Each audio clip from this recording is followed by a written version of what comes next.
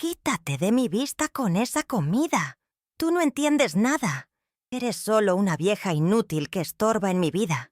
Las palabras de Ricardo colgaron en el aire, más pesadas que el aroma del mole que yo había pasado la tarde preparando. Su platillo favorito desde que era un niño. Mi mano, que sostenía el plato de barro con el pollo humeante, se detuvo a medio camino.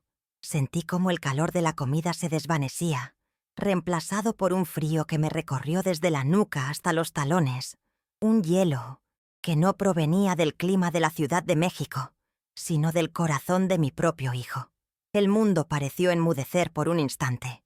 El lejano murmullo del tráfico en las calles de Coyoacán, el tic-tac del reloj de la sala, todo desapareció, dejando solo el eco de su desprecio resonando en el pasillo de la casa que mis manos ayudaron a construir. Lo miré, de pie frente a mí, con su traje caro arrugado y el rostro deformado por una furia que no era para mí, pero que descargaba sobre mí. Busqué en sus ojos al niño que llevaba a los juegos del parque, al joven al que le remendaba los uniformes de la escuela, al hombre por el que recé cada noche. No encontré a ninguno de ellos. En su lugar había un extraño, un hombre hueco, devorado por una ambición que yo nunca le enseñé. Sus labios, los mismos que una vez besaron mis mejillas con gratitud, se habían torcido para formar esas palabras crueles. En ese instante comprendí que el hijo que yo había criado ya no existía. Había sido reemplazado por esta criatura impaciente y resentida que me veía no como su madre, sino como un obstáculo en su camino. Mis manos, esas manos que han enhebrado miles de agujas y cosido incontables vestidos para darle un futuro, no temblaron. Con una lentitud deliberada, giré y coloqué el plato sobre la pequeña mesa del recibidor. El movimiento fue suave, controlado, un pequeño acto de desafío contra el caos que él había desatado. No le daría la satisfacción de verme derrumbar. Aprendí hace mucho tiempo, en los talleres de costura donde el silencio era la única paga por el dolor de espalda, que la dignidad reside en la contención. Respiré hondo, llenando mis pulmones con el aire espeso y cargado de la casa, sintiendo cómo mis músculos se negaban a obedecer la orden de mi corazón de hacerse un ovillo y desaparecer. Me mantuve erguida, una estatua de sal en medio de la tormenta de mi propia sangre. Ricardo no dijo nada más. Se dio la vuelta con un bufido y se dirigió a su habitación, cerrando la puerta, con un portazo que hizo vibrar el suelo de madera bajo mis pies. Segundos después, Brenda, su prometida, apareció en el umbral de la sala. No había preocupación en su rostro, ni una pizca de empatía, solo un brillo de fría satisfacción, una mirada que decía, ya era hora. Sus ojos se posaron en mí, luego en el plato de comida abandonado, y una sonrisa casi imperceptible se dibujó en sus labios antes de seguir a Ricardo. Su silencio fue más elocuente que el grito de mi hijo. Fue la confirmación de que yo no era una persona para ellos, sino un mueble viejo, una parte del decorado que deseaban reemplazar por algo más moderno y lujoso. Sola en el pasillo, el silencio regresó, pero esta vez era diferente. No era un silencio de paz, sino el vacío que queda tras una explosión. Miré mis manos, las palmas callosas, los dedos ligeramente torcidos por la artritis. Estas manos habían sido mi herramienta, mi sacrificio, mi lenguaje de amor, y ese amor había sido devuelto como basura. No lloré, lágrimas se habían secado años atrás, con cada pequeño desaire, con cada palabra afilada. En su lugar, una calma glacial, casi antinatural, se apoderó de mí. No era resignación, no era derrota, era una claridad absoluta, tan afilada como la aguja más fina de mi costurero. El último hilo de esperanza que me unía a la ilusión de mi hijo se había roto, y en esa ruptura supe exactamente lo que tenía que hacer. Mi cuarto es mi único refugio. Es pequeño, con los muebles justos y necesarios que traje conmigo desde mi primer apartamento, antes de que esta casa existiera. Ricardo y Brenda han llenado el resto de los espacios con sofás impersonales y arte moderno, que no dice nada, pero aquí, en estas 4 paredes, todavía respiro yo. Me siento en la vieja mecedora de madera junto a la ventana, la misma que usé para arrullar a Ricardo cuando era un bebé. Afuera, la noche de Coyoacán es una sinfonía de silencios y murmullos lejanos. La luna, casi llena, se asoma entre las ramas del jacarandá, del patio, y su luz pálida ilumina las partículas de polvo que danzan en el aire, testigos silenciosos de mis pensamientos. Aquí nadie me juzga, ni siquiera el fantasma de la mujer que solía ser. El frío de las palabras de Ricardo parece haberse pegado a mis huesos, y busco en mi memoria un calor que lo contrarreste. Me veo a mí misma, con 18 años, bajando de un autobús polvoriento en la terminal de autobuses de Poniente. El monstruo que era la Ciudad de México me recibió con un rugido de motores y un mar de rostros anónimos. Aferraba mi pequeño bulto de ropa con una mano y con la otra el papelito donde estaba anotada la dirección de una prima lejana. El miedo era un nudo en mi garganta, pero debajo de él ardía la promesa que le hice a mi madre en nuestro pueblo de Michoacán. Mi hijo, el que algún día tendría, no conocería el hambre ni el trabajo de sol a sol por unas cuantas monedas. Esa joven asustada pero llena de determinación parece una extraña ahora. ¿Qué pensaría ella si me viera? Si escuchara a ese hijo por el cual se enfrentó al mundo, llamarla vieja inútil. La ironía es tan amarga que casi podría saborearla. Ella sacrificó sus sueños, la idea de un pequeño taller con vestidos bordados a mano, para que él pudiera tener los suyos. Y ahora, su sueño es un mundo donde ella no existe. La promesa que me hice no fue solo para él, fue para mí también. La promesa de construir algo que perdurara. Y lo hice. La casa, la estabilidad, la vida que él da por sentada. Quizás el error fue pensar que él entendería el valor de los cimientos. Recuerdo el día que compré mi primera máquina de coser industrial. Era una Singer de segunda mano, pesada como un ancla, pero para mí era un barco hacia la libertad. El olor a aceite y metal llenaba mi pequeño cuarto rentado. Por las noches, después de mis jornadas de limpieza en casas ajenas, me sentaba frente a ella. El zumbido constante del motor era mi única compañía. Una canción de cuna para Ricardo, que dormía en un Moisés a mi lado. Mis pies en el pedal, mis manos guiando la tela, mis ojos luchando contra el sueño. Cada costura era un peso más para el pan del día siguiente, una puntada más en el tejido de su porvenir. No era solo trabajo, era una oración constante.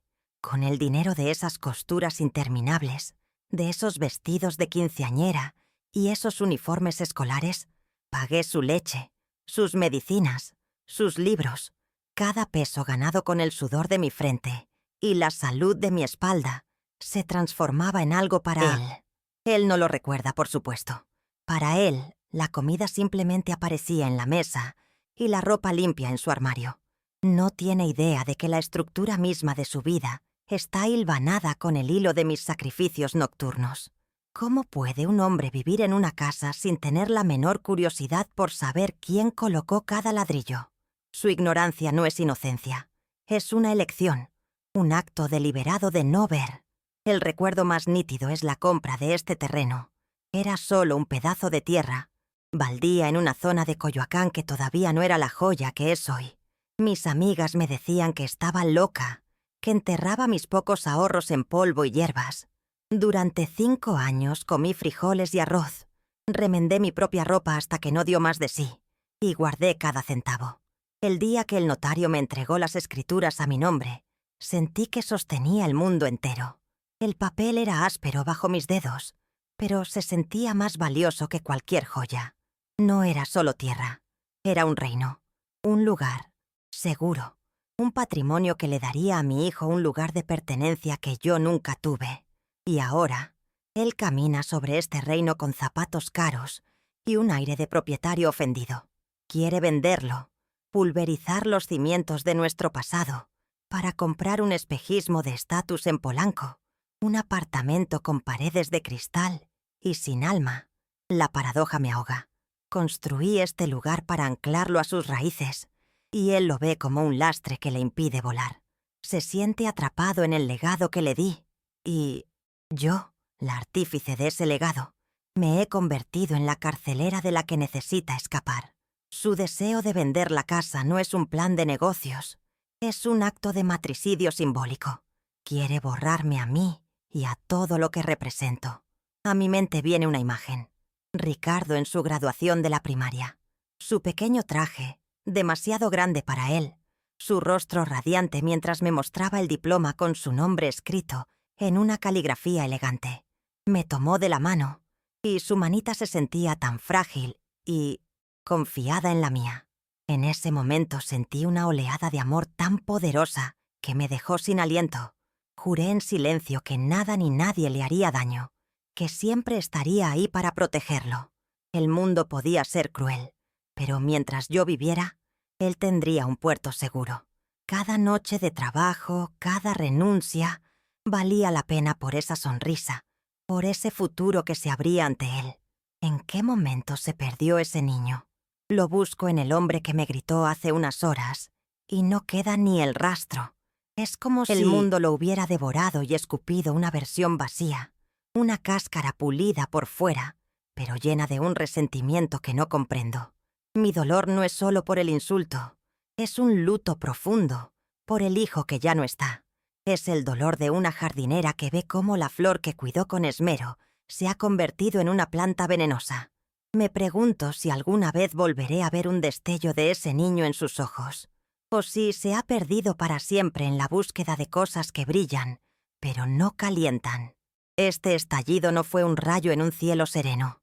Fue el trueno que sigue a una larga tormenta eléctrica. Llevo meses, quizás años, observando los pequeños relámpagos de desdén. La forma en que Brenda arruga la nariz cuando cocino mis platillos de Michoacán, llamándolos comida de pueblo. Las veces que mi rebozo favorito, el que me regaló mi madre, termina accidentalmente en el fondo del armario de limpieza. Los suspiros de impaciencia de Ricardo cada vez que tardo un poco más en subir las escaleras, como si mis pasos lentos fueran un obstáculo personal para su acelerada vida.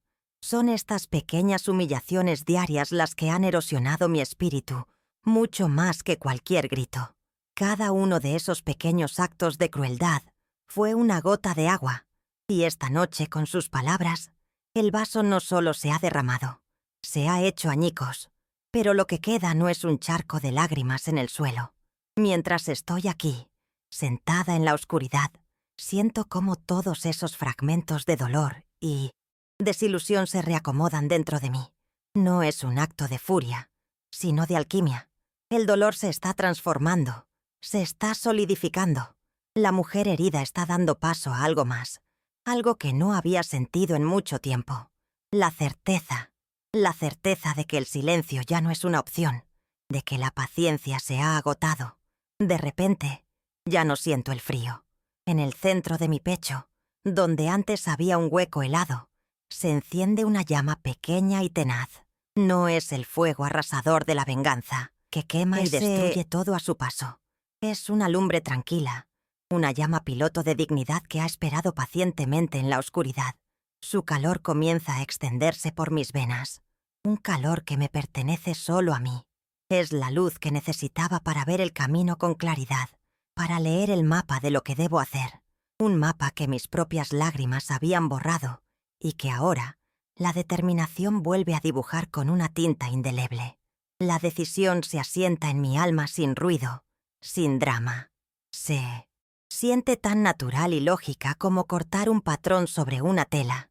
Un buen sastre sabe que para salvar un vestido, a veces hay que descartar el trozo de tela que está dañado, sin importar cuánto te guste. Hay que ser preciso, decidido. Y yo, que he sido costurera toda mi vida, sé exactamente dónde hacer el corte. La tela, en este caso, es mi vida. Y la parte dañada, la que amenaza con desgarrar todo lo demás, debe ser separada. No con odio, sino con la precisión de quien busca preservar lo que es verdaderamente valioso. El plan se despliega en mi mente, no como una maraña de emociones, sino como una lista de pasos ordenados y claros. Primero, una llamada. Don Julio, nuestro vecino de al lado durante 30 años, ahora un abogado jubilado que siempre me saluda con un Doña Lupita, qué gusto verla. Luego, una visita al banco, a la pequeña caja de seguridad donde duermen las escrituras de esta casa. Y finalmente, una conversación con Elena, la agente de bienes raíces de la parroquia, una mujer honesta cuyo hijo jugó con Ricardo cuando eran niños. El poder de mi plan no radica en su complejidad, sino en su sigilo y en la verdad inmutable de los documentos que llevan mi nombre. Siento un cambio sutil en mi propio cuerpo. La pesadez que se había instalado en mis hombros, producto de años de inclinarme sobre la máquina de coser y sobre las voluntades ajenas, parece aligerarse. Me encuentro enderezando la espalda, no por esfuerzo, sino por instinto. El aire que entra en mis pulmones parece más limpio, más puro. Ya no soy solo la madre de Ricardo, la suegra de Brenda, la viejita que vive en el cuarto del fondo. Soy Guadalupe Montoya, la mujer que cruzó medio país con un sueño, la que construyó un hogar de la nada y la que no permitirá que su historia termine con una humillación. Observo por la ventana cómo las primeras luces del alba tiñen de un gris perla el cielo de la ciudad. Un nuevo día. Para Ricardo y Brenda, será un martes como cualquier otro, lleno de prisas, ventas y planes superficiales. Para mí, será el primer día del resto de mi vida, el día en que comienzo a coser mi propio futuro, con mis propias manos y con un hilo que nadie más podrá cortar. Me levanto de la mecedora. Mis movimientos son lentos, pero ya no por la edad, sino por una deliberada sensación de propósito. La noche de reflexión ha terminado. El día de la acción acaba de comenzar. La mañana siguiente amaneció como cualquier otra. Me levanté antes que el sol, como he hecho toda mi vida. El ritual del café, el olor a grano tostado llenando la cocina, era mi ancla. Ricardo y Brenda bajaron una hora después, envueltos en su propia burbuja de planes y urgencias. Hablaban en voz alta sobre una cena con un cliente importante, discutiendo qué ropa usarían para impresionar. Pasaron a mi lado como si yo fuera parte del mobiliario, una presencia silenciosa que solo sirve para mantener la casa en funcionamiento. Su total ignorancia de la tormenta que se había desatado en mí era mi mejor armadura. Observé, tomé un sorbo de mi café y sentí cómo mi resolución se solidificaba como el concreto. Tomé mi bolso de cuero, uno viejo pero resistente que me ha acompañado por décadas. Dentro, solo lo necesario. Mi identificación, un poco de dinero y la llave de la caja del banco. No necesitaba más. Mientras abría la puerta para salir, escuché la voz de Brenda, teñida de esa burla dulce que es su especialidad. «Ah, la abuela se va a hacer su mandado». No me giré. Palabra No respondí. mandado la resonó en mis oídos. En cierto modo tenía razón. Iba a cumplir un mandato, pero no uno de ellos. Era un mandato de mi propia alma, una orden de mi dignidad que había esperado demasiado tiempo para ser ejecutada. Cada paso que daba en la banqueta, alejándome de la casa, se sentía más ligero que el anterior. Caminé las 2 cuadras hasta la casa de don Julio. El sol de la mañana bañaba las bugambillas que se desbordaban por los muros de las viejas casonas de Coyoacán. Un paisaje de belleza serena que contrastaba con la agitación de mi misión. Él me recibió en la puerta con el afecto genuino de un viejo amigo.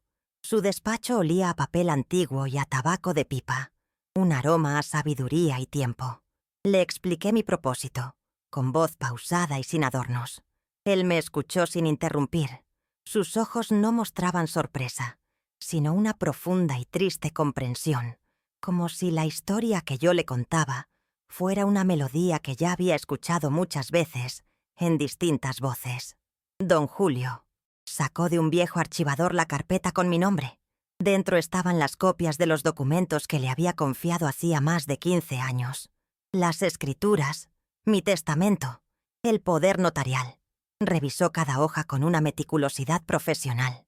«Todo está en perfecto orden, doña Lupita», dijo finalmente, mirándome por encima de sus lentes. «Usted tiene, como dicen por ahí, el sartén por el mango». Su calma, su validación profesional, fue un bálsamo para mi espíritu. No había juicio en sus palabras, solo el apoyo práctico de un hombre de ley. La conversación no duró más de 20 minutos, pero en ese tiempo sentí que recuperaba décadas de poder cedido. Al salir de su casa me detuve un momento en la acera. Reflexioné sobre la naturaleza de la confianza.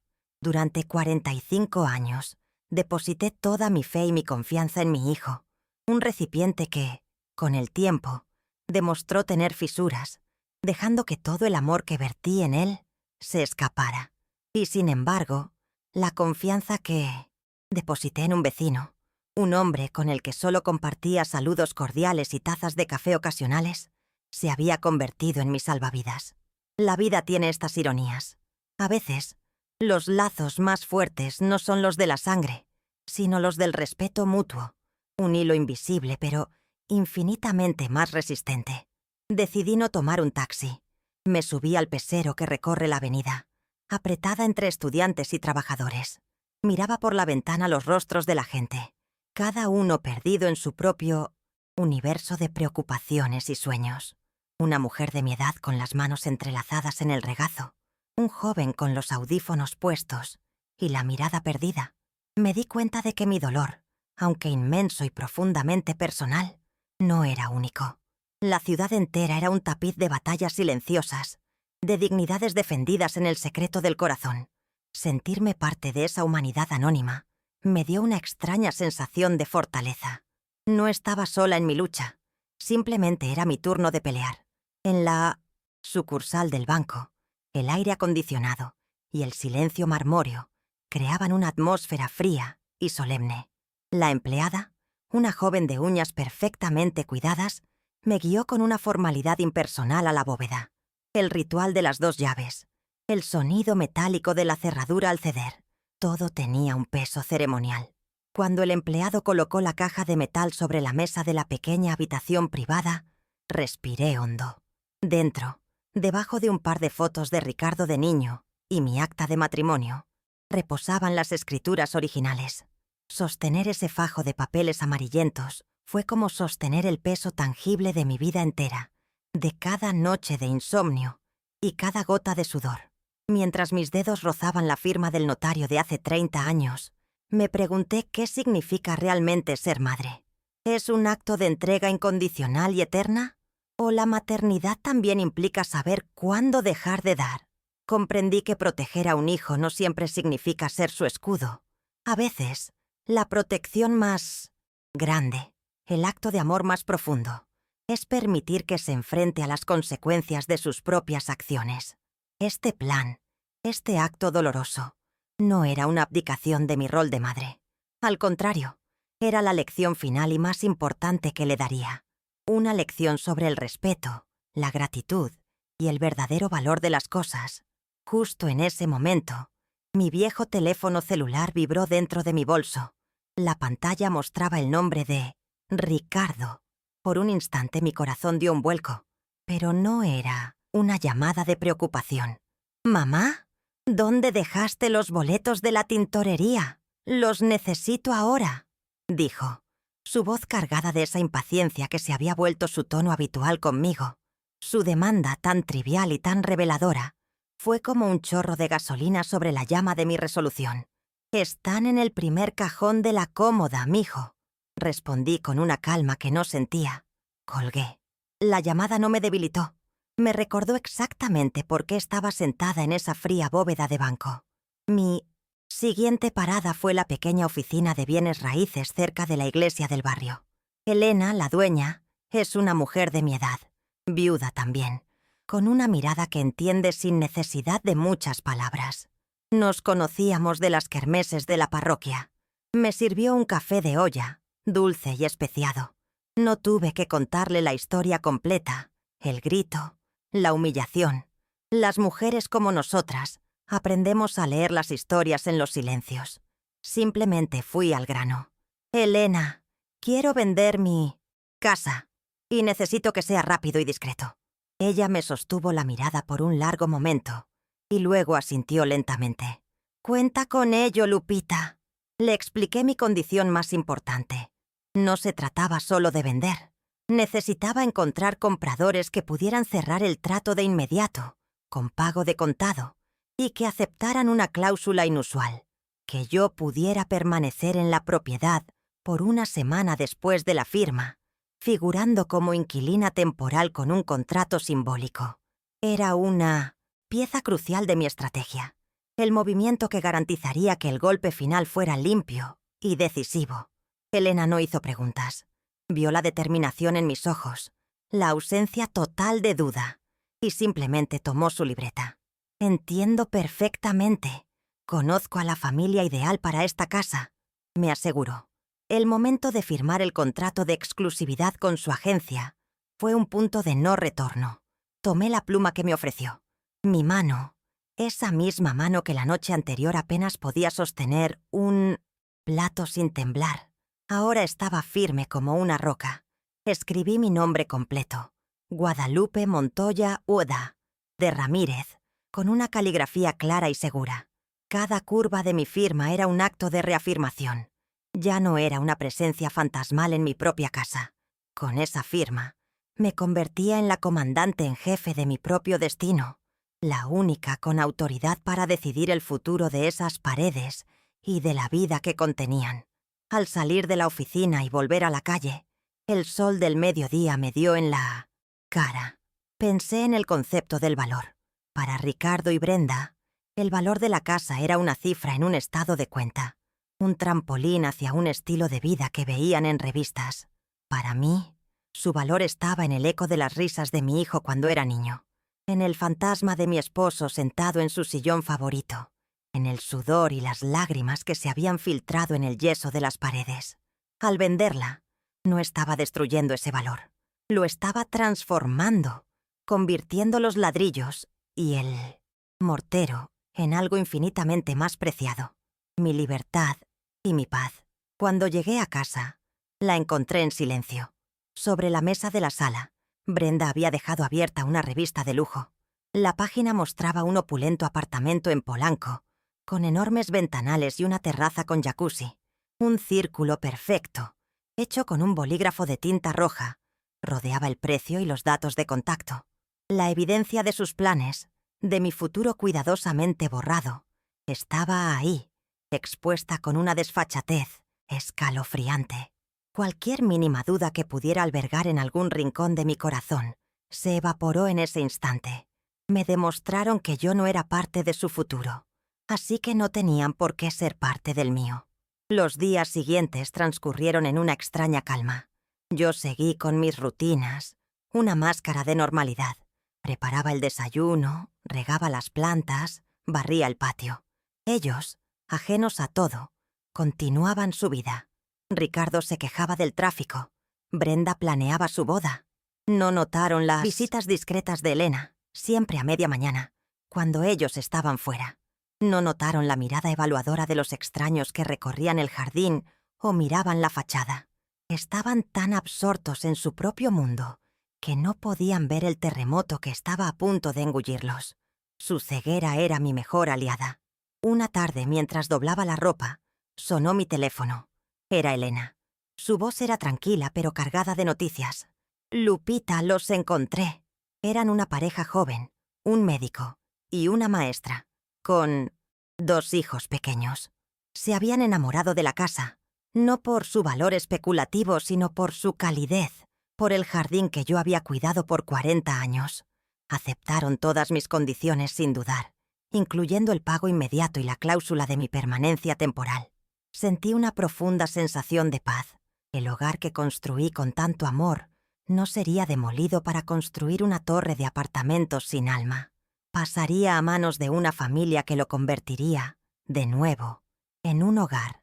La firma final tuvo lugar en una notaría del centro. Don Julio me acompañó. Su presencia sólida y silenciosa era un ancla para mí. Los compradores fueron amables, respetuosos. Me hablaron con una deferencia que no había recibido en años dentro de mi propia casa. El notario leyó los documentos con voz monótona. Firmé donde se me indicó. La transferencia del dinero fue una transacción invisible, una serie de números que cambiaban de una pantalla a otra. En menos de una hora, todo había terminado. Legalmente, la casa ya no era mía, pero en mi corazón sentí que por fin la había recuperado por completo. Regresé a casa esa tarde con el secreto latiendo tranquilamente dentro de mí. Ya no había nada más que hacer. Solo esperar.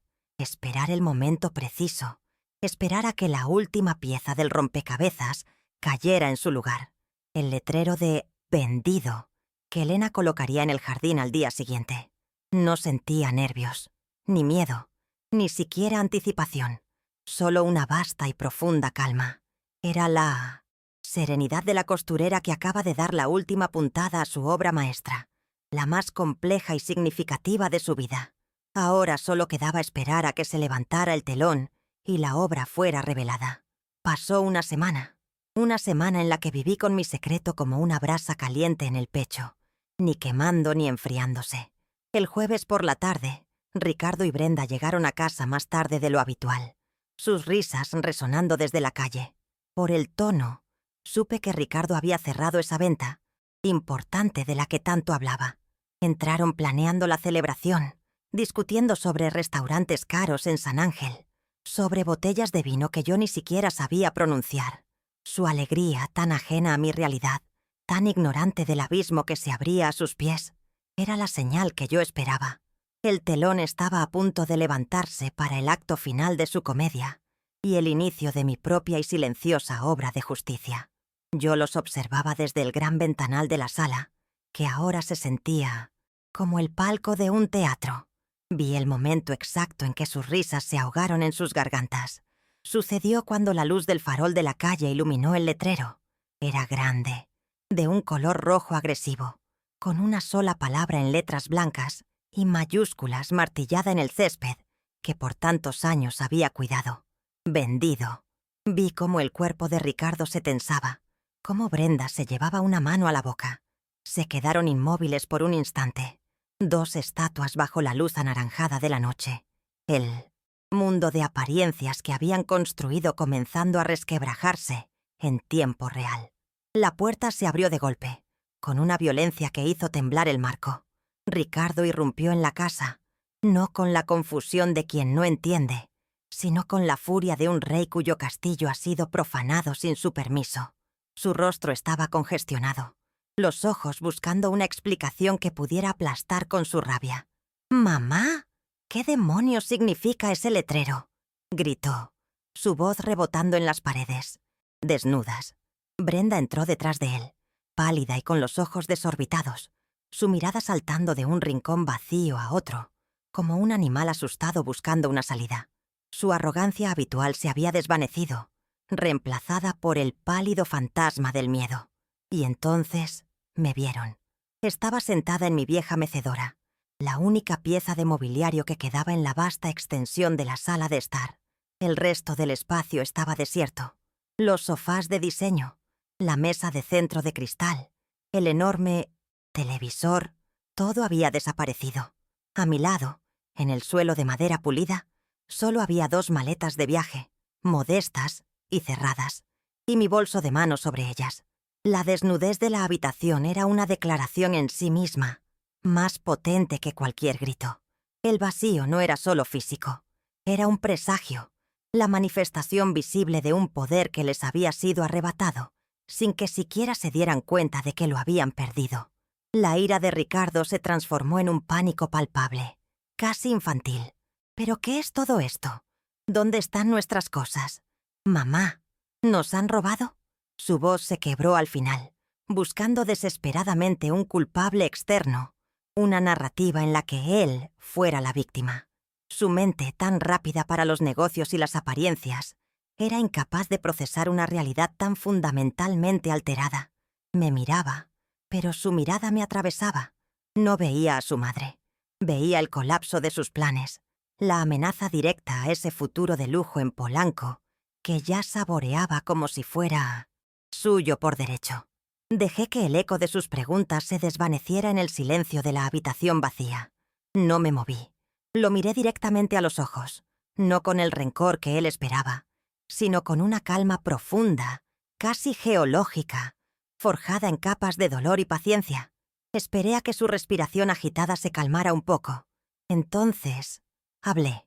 Mi voz, cuando salió, fue apenas un susurro, pero en la acústica de la sala vacía, Sonó con la claridad de una campana. «No nos han robado, Ricardo». Pronuncié las palabras lentamente, dejando que cada una cayera en el espacio entre nosotros, pesada y definitiva. El silencio que siguió fue más tenso que sus gritos. Él me miró fijamente, su mandíbula apretada, esperando la continuación, el resto de una historia que aún no podía comprender. Incliné la cabeza ligeramente, un gesto pequeño, casi imperceptible. «Dijiste que yo era una inútil que solo estorbaba en tu vida», continué, mi voz tan estable como el pulso de un reloj. «Cada palabra lo recuerdo perfectamente, así que después de mucho pensarlo, llegué a la conclusión de que tenías razón. Era hora de dejar de estorbar». Conecté mi acción directamente a sus palabras, no como una venganza, sino como la simple ejecución de su deseo. Le estaba dando exactamente lo que había pedido, una vida sin mí. Y entonces solté el golpe de gracia, la frase que derrumbaría todo su mundo. «Vendí la casa, Ricardo». Lo dije sin emoción, como quien informa del estado del tiempo. Observé su rostro, estudiando cada músculo, cada tic. Vi la negación inicial, seguida por el lento amanecer del horror en sus ojos, a medida que mis palabras viajaban desde sus oídos hasta su cerebro. «Esta casa, la que planeabas vender para comprar tu apartamento de lujo, la que dabas por sentada como tuya, fue vendida la semana pasada a una familia encantadora». La información era tan directa, tan imposible de malinterpretar, que lo dejó sin aire. Su primera reacción fue una risa corta, incrédula y hueca. «¡Ja! No bromees, mamá. Eso es imposible. Tú no puedes vender esta casa. Esta casa es mía. Es nuestra herencia», tartamudeó, girándose hacia Brenda como buscando un aliado en su delirio, un cómplice que le ayudara a mantener en pie su frágil realidad. Pero Brenda no respondió. Estaba paralizada. Su instinto de supervivencia, mucho más agudo que el de Ricardo, ya había entendido la magnitud del desastre. Ella ya no miraba a Ricardo. Me miraba a mí, con una nueva y terrible clase de respeto. Veía el poder que nunca supo que yo tenía. Negué lentamente con la cabeza, un movimiento sereno que desmentía toda su existencia. «Ahí es donde te equivocas, hijo. Nunca fue tuya. Nunca te tomaste la molestia de preguntar, de saber. Siempre estuviste demasiado ocupado planeando cómo gastar un dinero que no habías ganado». Hice una pausa y lo miré con una lástima que me sorprendió a mí misma. «Las escrituras, Ricardo, esos papeles tan aburridos que nunca te interesaron, siempre han estado a mi nombre. Solo a mi nombre. Esta casa, desde el primer ladrillo hasta la última teja, siempre fue mía». Cada palabra era un clavo más en el ataúd de su arrogancia. La incredulidad en su rostro se agrió, transformándose en una máscara de pura rabia impotente. El color le subió al cuello. Sus venas palpitaban en su sien. «Vieja estúpida. No tenías ningún derecho», siseó, dando un paso amenazante hacia mí. Sus puños estaban cerrados con tanta fuerza que sus nudillos se pusieron blancos. Pero se detuvo. Algo lo frenó. Quizás fue mi absoluta falta de miedo, o el eco solitario de su propia voz en la habitación vacía. Su poder, construido sobre la intimidación y el desprecio, se estrelló contra el muro invisible de mi calma. Era un león rugiendo en una jaula de la que yo tenía la única llave. Ignoré por completo su arrebato, como si fuera el berrinche de un niño. Continué con mi tono informativo, práctico, lo que lo desarmó aún más. «Los nuevos dueños son personas muy amables. Llegan mañana a tomar posesión. Me han dado un plazo muy estricto, por respeto a mi edad». Lo miré de nuevo, fijando mis ojos en los suyos para que no hubiera escapatoria. «Ustedes dos tienen hasta las 9 de la mañana para sacar todas y cada una de sus pertenencias de mí. Ahora su casa. Ni un minuto más». La brutalidad de la fecha límite, la mundana logística de la mudanza, hizo que la situación pasara de ser una pesadilla abstracta a una catástrofe inminente. Su ira se desinfló como un globo, pinchado, dejando solo el gemido lastimero del pánico. La realidad financiera, el pilar central de su existencia, finalmente lo golpeó. Pero... el dinero, balbuceó. Su voz apenas un hilo. ¿El dinero de la venta? ¿Dónde está? Es nuestro dinero, ¿verdad? La mitad es mía. Era su último recurso. El instinto básico del hombre materialista, que cree que todo puede resolverse con una transacción, que todo tiene un precio y una parte que le corresponde. Era la pregunta que yo sabía que haría, la que revelaba la verdadera naturaleza de su ser. Me levanté de la mecedora. El movimiento fue lento, deliberado. Me sentí más alta, más fuerte que nunca. Lo miré desde arriba por primera vez en muchos años, no en estatura, sino en espíritu. Mi voz, cuando hablé por última vez, ya no era un susurro. Era firme, clara, y llevaba el peso de 76 años de vida, de amor, de sacrificio y, finalmente, de liberación. No existe nuestro dinero, Ricardo. Jamás existió. Hice una pausa final, dejando que la verdad absoluta de esa frase lo envolviera. Existe mi dinero. El dinero de la vieja inútil. Tomé mi bolso, me di la vuelta y caminé hacia la puerta, dejándolo solo con el eco de mis palabras en la sobrecogedora desnudez de la casa, que ya no era suya. Cuando cerré la puerta de la casa detrás de mí, no miré hacia atrás. El sonido del cerrojo al encajar en su lugar fue el punto final de una frase demasiado larga. La noche de la Ciudad de México me recibió con su aliento fresco y su murmullo constante. Caminé hasta la esquina, donde las luces de los coches pintaban rayas efímeras en el asfalto. No sentía ni euforia ni tristeza. Sentía el vacío, pero no era un vacío de pérdida, sino de espacio. El espacio para respirar por primera vez en años. El taxi que pedí por teléfono llegó puntualmente. Le di al conductor la dirección de una pequeña pensión en la colonia San Rafael, un lugar anónimo y transitorio. Mientras el coche se alejaba, vi por el retrovisor cómo la casa se hacía pequeña, hasta desaparecer. Esa primera noche, en una habitación impersonal con una cama sencilla y una ventana que daba a un patio interior, dormí profundamente. Fue un sueño sin sueños, un descanso denso y reparador que no había conocido en décadas. Me desperté con los sonidos de la ciudad, pero eran ruidos lejanos, ajenos, que no me concernían. No había tensión en mis hombros, ni un nudo de ansiedad en mi estómago esperando el sonido de la puerta de Ricardo o la queja de Brenda. La simplicidad de la habitación era un bálsamo. No había nada que limpiar, nada que ordenar, nada que me recordara una obligación o un desprecio. Era un lienzo en blanco, y por primera vez sentía que los pinceles estaban en mis manos. Mi teléfono, que había puesto en silencio, vibraba sin cesar sobre la mesita de noche.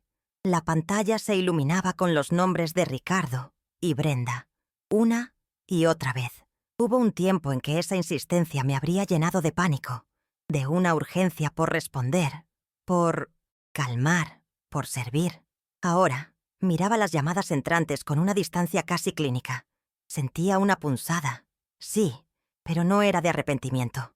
Era el dolor fantasma de un miembro que ha sido amputado para salvar el resto del cuerpo. Con un gesto tranquilo, apagué el teléfono. El silencio que siguió no fue una ausencia de sonido, sino una presencia poderosa, la presencia de mi propia paz. Un par de días después, recibí una llamada de don Julio a un teléfono prepago que había comprado. Su voz era una presencia cálida y familiar en mi nuevo mundo anónimo. Quería saber si estaba bien, si necesitaba algo. Me contó, con su característica discreción, que había visto un camión de mudanzas trabajando de forma caótica y apresurada frente a la casa esa mañana. No entró en detalles. No necesitaba hacerlo. «Ha sido usted muy valiente, doña Lupita», me dijo antes de colgar. Esa simple frase, ese reconocimiento de un igual, me sostuvo más que cualquier suma de dinero. La valentía no era el acto de vender la casa, sino el de haber sobrevivido para poder hacerlo. La última comunicación del viejo mundo llegó en forma de un mensaje de texto. Era de Brenda. Las palabras brillaban en la pantalla, cargadas de un veneno que ya no podía alcanzarme. «Arruinaste mi vida y la de Ricardo. Eres una vieja egoísta. Espero que te pudras sola con tu dinero». Leí el mensaje una vez, Luego, con el pulgar, lo borré. No sentí rabia, ni siquiera lástima. Sentí una confirmación definitiva. Su amor, sus planes, todo estaba ligado al valor de la propiedad. Al desaparecer la casa, desapareció la ilusión. La facilidad con la que me deseaba el mal me liberó del último vestigio de culpa que pudiera haber albergado. Su mensaje no fue una maldición, fue una bendición.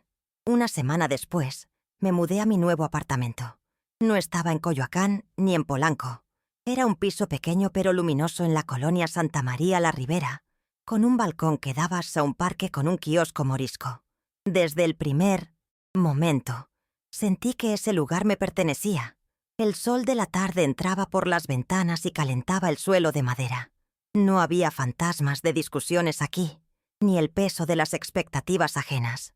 El aire se sentía ligero. Salí al balcón, compré unas macetas y planté geranios, como los que tenía mi madre.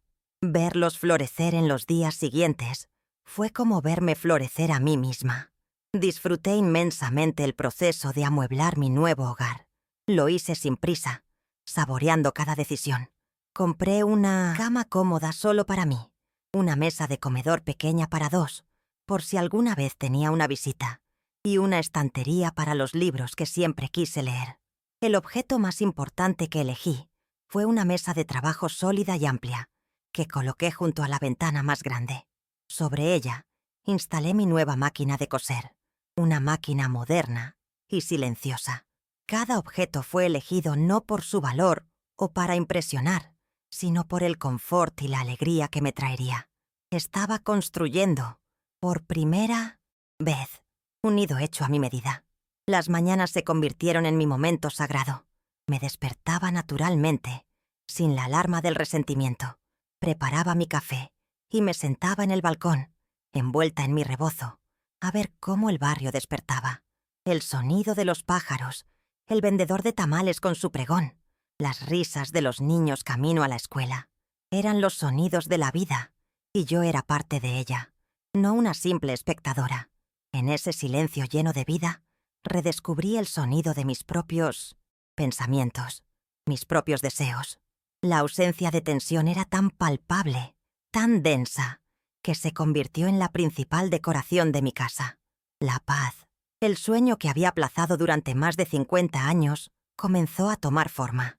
Con una parte del dinero de la venta, alquilé un pequeño local en la planta baja de un edificio, a pocas cuadras de mi apartamento. Era un lugar viejo, que había sido una papelería, y necesitaba mucho trabajo. Pero cuando el agente inmobiliario me entregó las llaves, sentí la misma emoción que cuando recibí las escrituras de la casa hacía tantos años. Era un espacio lleno de potencial, un lienzo en blanco esperando ser transformado. Este no sería un hogar para mi hijo, sería un legado para mí misma, la materialización de la joven costurera de Michoacán. Pasé las siguientes semanas dándole vida al local.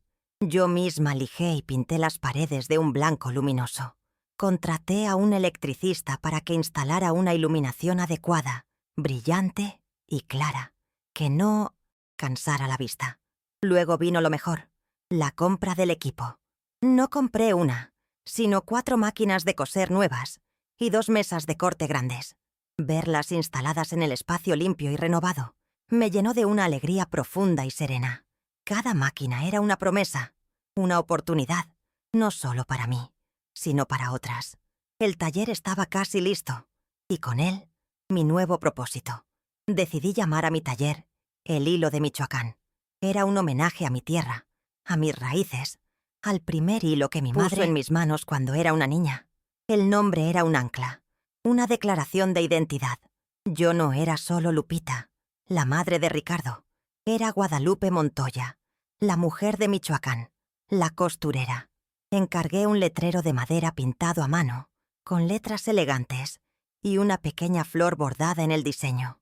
Colgar ese letrero sobre la puerta fue como plantar una bandera en un territorio conquistado. Este era mi lugar en el mundo, ganado y creado por mí. Un mediodía, mientras organizaba telas en los estantes, recibí una llamada de una prima lejana de Querétaro. Su voz era incómoda, vacilante. Me contó, con muchos rodeos, que había recibido una llamada de Ricardo. Le había pedido dinero prestado. Al parecer, había perdido su trabajo. Su rendimiento había caído en picada en los últimos meses y, según le dijeron, su evidente inestabilidad personal fue la gota que derramó el vaso. Escuché la noticia en silencio. No sentí alegría ni satisfacción, solo una tristeza hueca y distante. «Lo siento mucho, prima, pero no puedo ayudarlo», dije con cortesía. Era la verdad, ya no podía. Puse un pequeño cartel escrito a mano en la ventana de mi taller. «Clases de costura y bordado tradicional. Informes aquí». Pensé que tomaría semanas, quizás meses, tener alguna respuesta. Pero a los 2 días entraron 2 chicas jóvenes, hermanas, del barrio. Sus ojos brillaron al ver las máquinas y las telas. Les expliqué mi idea. No solo enseñarles a coser, sino a crear piezas que pudieran vender. A la semana siguiente tenía un grupo de 6 alumnas, todas mujeres jóvenes ansiosas por aprender un oficio, por tener algo propio. Sus ganas de aprender eran un espejo de mi propia juventud. La primera clase fue mágica. El sonido suave y rítmico de las máquinas de coser llenó el taller, una melodía de productividad y esperanza. Mis manos, que algunos podrían considerar viejas y torpes, se movían con la agilidad que da la experiencia, guiando las manos más jóvenes, corrigiendo una puntada, explicando la tensión del hilo. No solo les estaba enseñando una técnica, les estaba transmitiendo una herencia de autosuficiencia, la misma que me permitió a mí sobrevivir. Vi en sus rostros concentrados una chispa de poder, la misma que yo había sentido al terminar mi primera prenda. Estaba creando un círculo de fortaleza. Poco a poco, me convertí en una figura en mi nuevo barrio. Era Doña Lupita, la del taller de costura. Las madres de mis alumnas me saludaban en el mercado. A veces me traían un pan dulce o un poco de fruta como agradecimiento. Los vecinos se asomaban a la ventana para ver las creaciones que colgábamos. Construí, sin buscarlo, una nueva red de afectos. Una familia no de sangre, sino de respeto mutuo y propósitos compartidos. Me di cuenta de que la soledad no es la ausencia de gente, sino la ausencia de conexión. Y yo, por primera vez en mucho tiempo, estaba profundamente conectada. A veces, por la noche, revisaba mi estado de cuenta en línea. Número seguía ahí, grande e impresionante, pero había perdido su poder sobre mí. No me definía. Comprendí que la verdadera riqueza no era esa cifra en el banco. La verdadera riqueza era el zumbido de las máquinas, el aroma a tela nueva, la risa de mis alumnas cuando terminaban un proyecto, el sabor del café en mi balcón por la mañana. Había logrado separar el dinero de mi autoestima. El dinero era una herramienta, un medio para un fin. Y mi fin era simple: la paz. Una tarde, mientras barría el taller, un recuerdo vino a mí. Ricardo, de unos 5 años, tratando de ayudarme a coser en mi vieja máquina Singer, enredando todos los hilos en un desastre monumental. Antes, ese recuerdo me habría causado una punzada de nostalgia dolorosa. Pero ahora, sonreí. Era solo eso, un recuerdo. La fotografía de un niño que existió una vez, en una vida pasada. El dolor se había disociado de la memoria. Podía recordarlo con un cariño distante, el mismo que se siente por una fotografía en un álbum polvoriento. El pasado finalmente estaba en su lugar. El pasado. Mi vida encontró un nuevo ritmo, uno dictado por mis propios deseos y no por las necesidades de otros. Las mañanas eran para mí, para mi café, mis plantas y mis lecturas. Las tardes eran para el taller, para la energía y la creatividad de mis alumnas.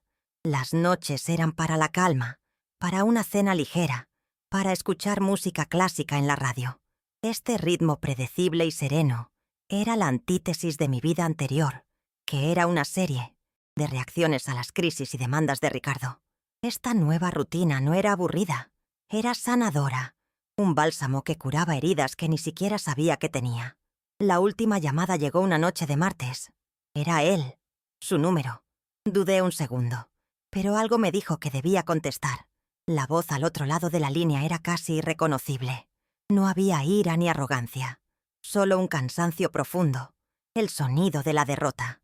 Balbuceó una disculpa, palabras torpes y mal ensambladas sobre que lo sentía, que no sabía lo que hacía. No era un arrepentimiento genuino, nacido de la empatía. Era el lamento desesperado de un hombre que lo había perdido todo y no sabía cómo reconstruirse. Escuché en silencio, sin interrumpir. Cuando terminó de hablar, hubo un largo silencio. «Te perdono, Ricardo», dije finalmente.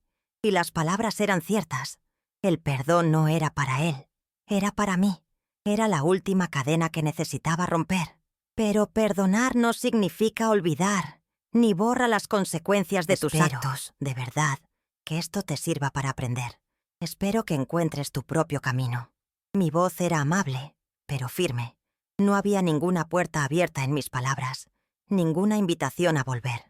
Le deseé suerte, con la sinceridad distante con que se le desea a un extraño, y colgué.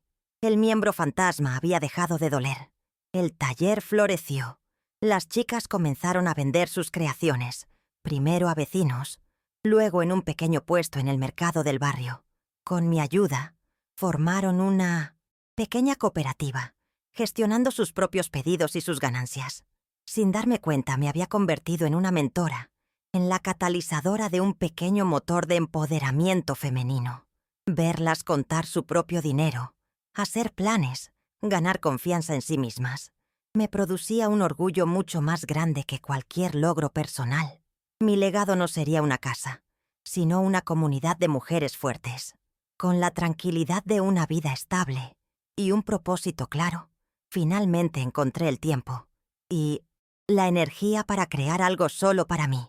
Comencé a trabajar en el proyecto que siempre había soñado. Un rebozo de gala, tejido y bordado a mano, con los patrones geométricos y los colores de mi pueblo en Michoacán. Era un trabajo lento, meticuloso, que requería toda mi concentración y mi habilidad. Cada puntada era un acto de meditación, una conversación conmigo misma. No tenía prisa por terminarlo. El placer estaba en el proceso, en el acto de crear belleza por el simple hecho de crearla. Los días se convirtieron en semanas, las semanas en meses. Mi vida se asentó en una paz que yo creía inalcanzable. Ya no era una vieja inútil que estorbaba. Era Doña Lupita, la maestra. Era Guadalupe, la artista. Era la mujer que se sentaba a tomar el sol en su balcón, la que disfrutaba de una charla con la dueña de la tienda de abarrotes. Mi valor ya no dependía de mi utilidad para otros, sino de mi propia existencia, de la alegría que era capaz de encontrar y de crear. La soledad se había transformado en una bendecida soledad, un espacio para ser yo misma. Descubrí la profunda satisfacción de las cosas simples, el sabor de un mango perfectamente maduro comprado en el mercado, el placer de leer una novela entera en una sola tarde, sin interrupciones, el calor del sol en mi espalda mientras regaba mis geranios. Estas pequeñas alegrías, antes invisibles, ahora formaban el tejido principal de mi felicidad. Me di cuenta de que Ricardo y Brenda, en su búsqueda desesperada de la felicidad en cosas grandes y caras, se habían perdido de todo esto. Su castigo no fue la pobreza material, sino su incapacidad para ver la riqueza que los rodeaba. Mi salud, que había sido frágil, mejoró notablemente. El dolor de espalda crónico disminuyó. Dormía mejor. Sonreía más. El médico, en mi revisión anual, me miró sorprendido. «Lo que sea que esté haciendo, siga haciéndolo, doña Lupita», me dijo. Lo que estaba haciendo era simple. Había eliminado el veneno crónico del estrés y la humillación de mi vida. Había aprendido que el cuerpo y el alma están conectados por un hilo invisible y que uno no puede sanar si el otro está herido. Mi bienestar era la prueba física de mi liberación. A veces, alguna de mis alumnas me preguntaba por mi familia. Yo simplemente respondía que tenía un hijo que ya era un hombre y que vivía su propia vida. No había amargura en mi voz. Era la verdad. Él estaba viviendo las consecuencias de sus decisiones y yo de las mías. Nuestras vidas, que una vez estuvieron tan enredadas, ahora corrían en paralelo, en universos distintos. Mi universo estaba lleno de color, de texturas, de la calidez de la comunidad. Sobre su universo, prefería no pensar. Le deseaba la paz, pero su viaje hacia ella ya no era mi responsabilidad. El rebozo avanzaba lentamente, puntada a puntada. Se estaba convirtiendo en un mapa de mi vida. Los colores oscuros del principio representaban los años de sacrificio y dolor. Luego, los hilos se volvían más brillantes, con los colores de mis geranios, del sol de mi balcón, de los vestidos de mis alumnas.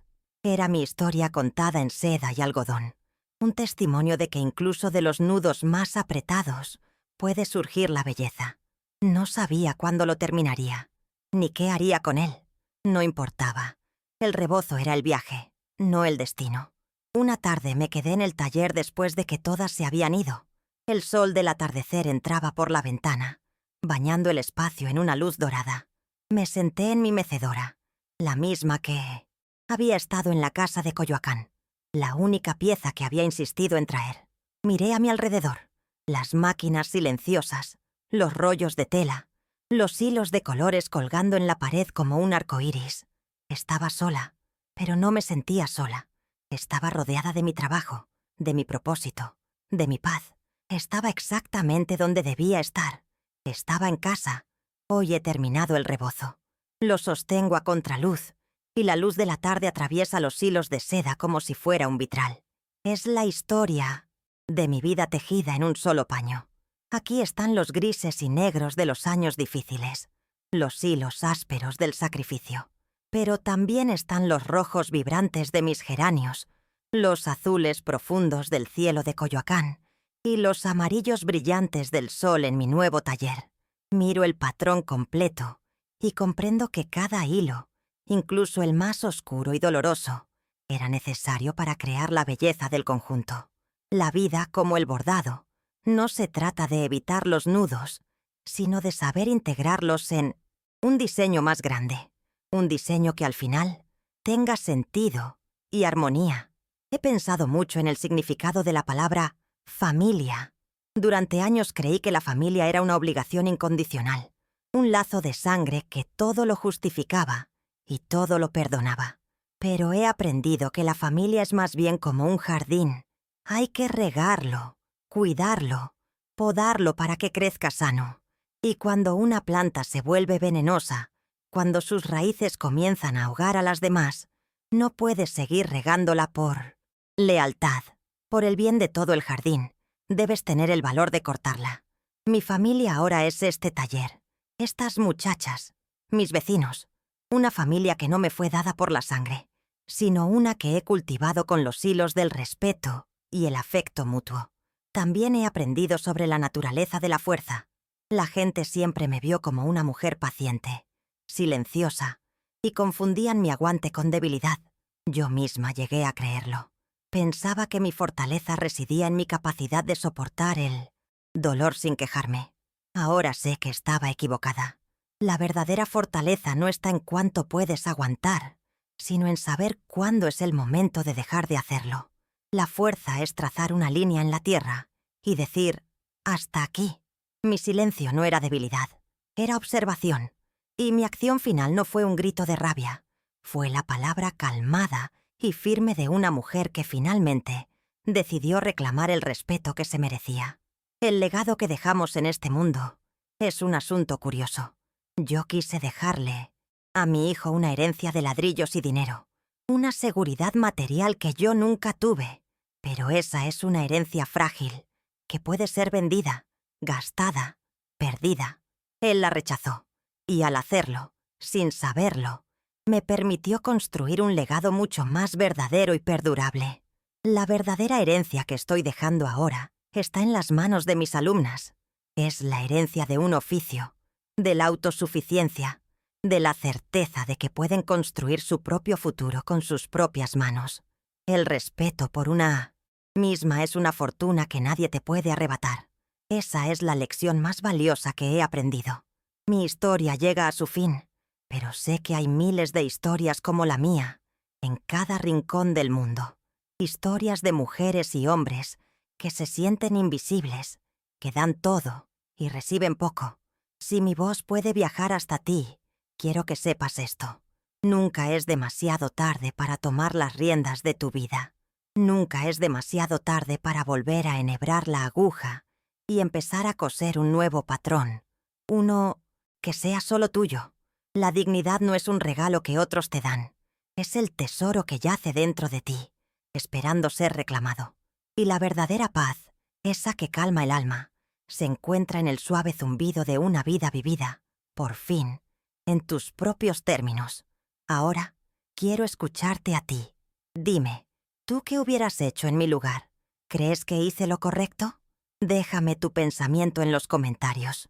Y cuéntame también desde qué rincón de este mundo me estás escuchando. Me llena el corazón saber hasta dónde viaja mi historia. Si este relato te ha conmovido, te pido que te suscribas y lo compartas. Así ayudas a que otras voces, como la mía, también puedan ser escuchadas.